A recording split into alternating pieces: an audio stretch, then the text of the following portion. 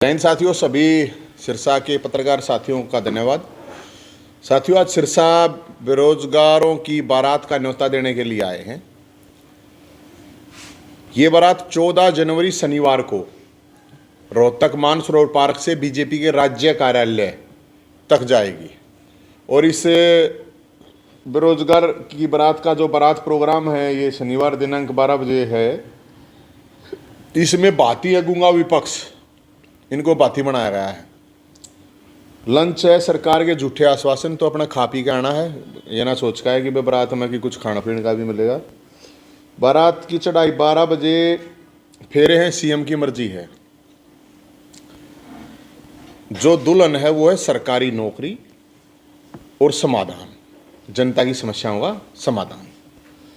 फिर ये बच्चा जो है वो कहता है बेरोजगारों की शादी में सरकार को जलील करने जलूल जलूल आना, सुना होगा ना आपने।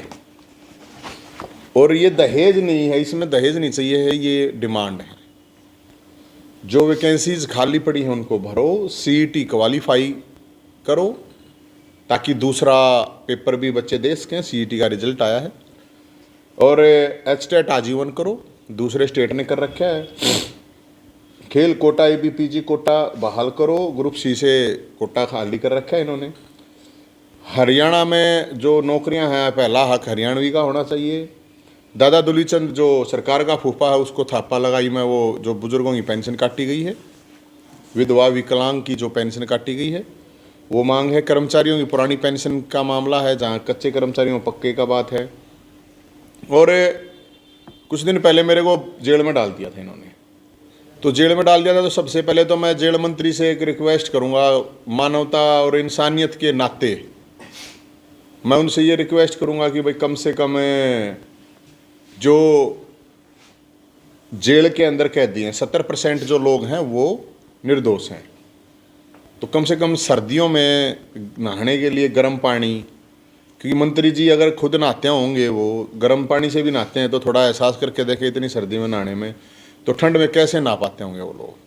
तो मैं उनसे विशेष आप लोगों तक के द्वारा बात पहुंच जाए तो एक विशेष रिक्वेस्ट भी है ये, क्योंकि ये कैदियों ने कहा मेरे को, वहाँ पे जो कैदियों की समस्या है, पैरोल की समस्या है या कोरोना काल की जो छुट्टियाँ उनके साथ नहीं जोड़ी गई हैं। और ये बात मैं नहीं कह रहा, अकेला राष्ट्रपति जी ने भी कहा है। और दिल्ली के अंदर तिहाड़ जेल में एलजी साहब ने वहाँ पे ये हो गया है कि गर्म पानी कम से कम, अब इतनी दूर वालों ने सुन ली तो मेरे ख्याल में इनको भी सुन लेनी चाहिए। तो ये जो मुख्य मांगे हैं इनको लेके बेरोजगारों की बारात निकाली जा रही है। हरियाणा टॉप में है बेरोजगारों में, बिल्कुल टॉप। लेकिन मुख्यमंत्री साहब कहते हैं नहीं नहीं नहीं ये डाटा झूठा है। सीएमआई का जो आंकड़ा है उसको कहता है सीएम साहब कि ये झूठा है, और उसी आंकड़े को यूपी में मुख्यमंत्री साहब योगी जी कहते हैं कि देखो हम कितने अच्छे हैं। उसी आंकड़े को लेके ये कहते हैं कि ये देखो ये झूठा है। तो मुख्यमंत्री साहब कहते हैं नहीं 6 लाख है बेरोजगार है। तो मैं ये कहूँगा ये जो 11 लाख तो सीईटी वालों ने भर रखा है, 2 लाख के करीब स्टेट पास करने वाले हैं, और अलग अलग जो बच्चे हैं वो तो अलग रह गए। तो हमारे को तो समझ में नहीं आ रहा है कहाँ से आंकड़ा उठा रहे हैं सीएम साहब।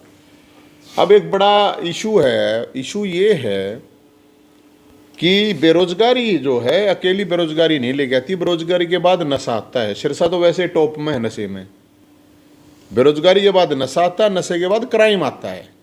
अकेला बेरोजगारी का मामला नहीं रह जाता है फिर ये। और जिस तरह से मेरे को तो जेल में डाल दिया था इन्होंने, एक मार पिटाई का इशू था, हरियाणा के बच्चों को नौकरियां नहीं दे रहे थे, बाहर वालों को दे रहे थे, उसी इशू पर झगड़ा हुआ। हरियाणा का खेल मंत्री लड़की को छेड़ता है, सारी खाप भी आवाज उठाती हैं, लेकिन बीजेपी के जो नेता हैं वो कोई आवाज नहीं उठा रहा। गजब की बात ये है, बीजेपी का अध्यक्ष है उसकी तो खाप की लड़की है, वो भी नहीं बोल रहा। पता नहीं ये गुलाम है क्या है। वैसे नामों के आगे चौधरी चौधरी लगाए घूमते हैं, तो चौधरी तो असली वो खाप वाले हैं जो कम से कम आवाज तो उठा रहे हैं।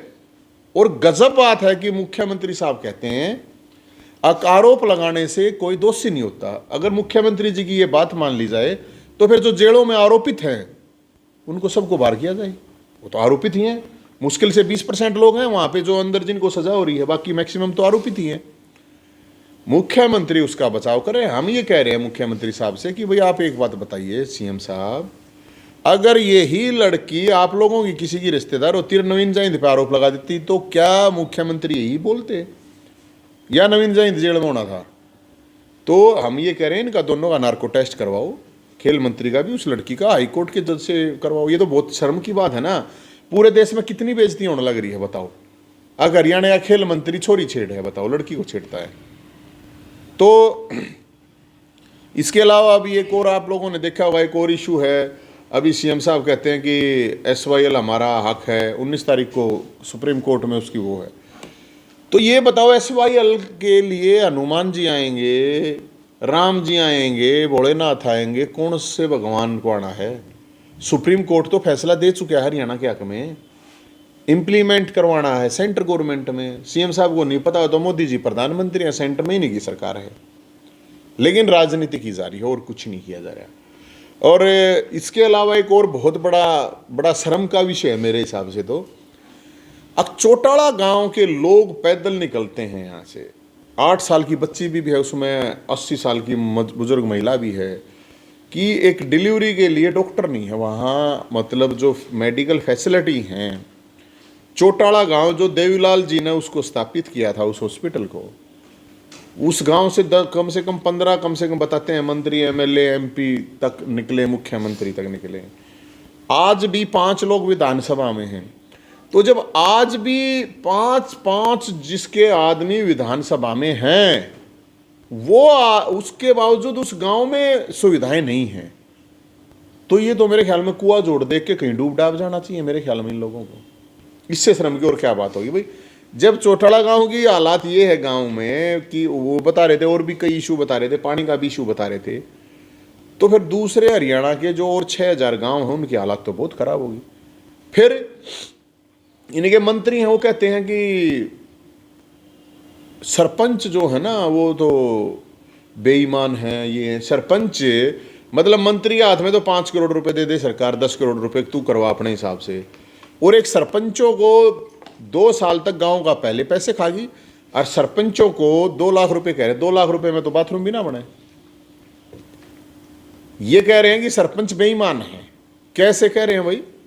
तुम बिना पैसे दे कैसे तुम डिग्री बांटने वाले हो? राजा हरिश्चंद्र हो गया? सरपंच है वो दुखी कर रहे हैं, कर्मचारी हैं वो, जवान हैं वो, बेरोजगार हैं वो।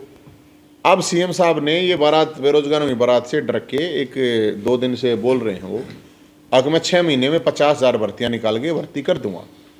पिछले 3 साल में 10,000 भी भर्ती नहीं करी, अब 6 महीने में 50,000 कह रहा है। तो मैं तो सभी बेरोजगारों को, खासकर नौजवान साथियों को ये कहूँगा, भाई अगर अपने को घर पड़ा रहना है, तुम्हारे को रजाई में पड़ा रहना, पड़े रहो।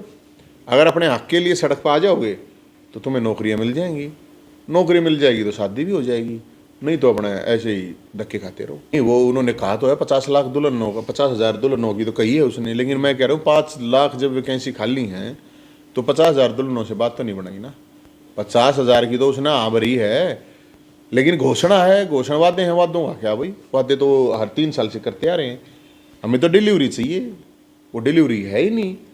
तो इसलिए वो हमारा तो ये बारात का प्रोग्राम है, और हम तो ये कह रहे हैं जिनकी शादी वादी हो रही है वो अपना कोटमेंट जो कुआरों वो दे दें, वो वहाँ अपना उस तैयारी से आएँ, है नहीं, पूरे तरीके से आएँ, बैंड बाजा बारात सब कुछ होगा। अब ये बेचारे इतने कितने दिन हो गए घूमते, और ये इस नंबर पर रजिस्ट्रेशन कर दें अपना 70 27 822 822।